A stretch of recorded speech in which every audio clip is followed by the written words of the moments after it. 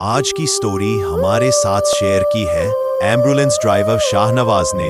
तो आइए स्टोरी सुनते हैं ड्राइवर शाहनवाज से। उधमपुर पठानकोट हाईवे, रात के 2 बजे।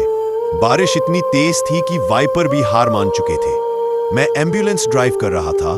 पीछे एक मरीज था जिसे जम्मू से उधमपुर जीएमसी रेफर किया गया था। मरीज की हालत गंभीर थी, ऑक्सीजन लगी थी। नर्स पास बैठी थी।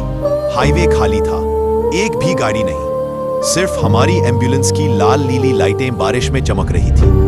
बताशनी के पास वो मोड़ आया जहां 2018 में एक बस खाई में गिर गई थी। लोग कहते हैं रात को वहां से कोई रोने की आवाज आती है। मैंने कभी यकीन नहीं किया।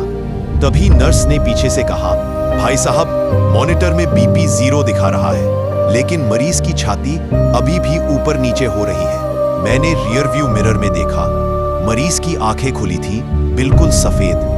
होंठ हिल रहे थे जैसे कुछ बुदबुदा रहा हो। नर्स डर गई। अचानक एम्बुलेंस के अंदर का तापमान गिर गया। शीशे पर भाप जमने लगी।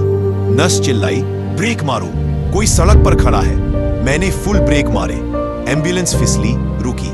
हेडलाइट्स में एक औरत दिखी, पूरी सफेद साड़ी, बाल खुले, गीले। सड़क के बिल्कुल बीच में खड़ी थी, हाथ आगे किए हुए, जैसे लिफ्ट मांग रही हो। मैंने हॉर्न बजाया, वो हिली ही नहीं।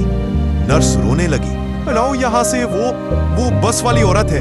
सब कहते हैं जो रुक जाता है उसकी गाड़ी सुबह खाई में मिलती है। मैंने एक्सीलेटर मारा, एम्बुलेंस आगे बढ़ी। वो औरत हमारे सामने से हटी नहीं, बस गायब हो गई, जैसे कभी थी ही नहीं।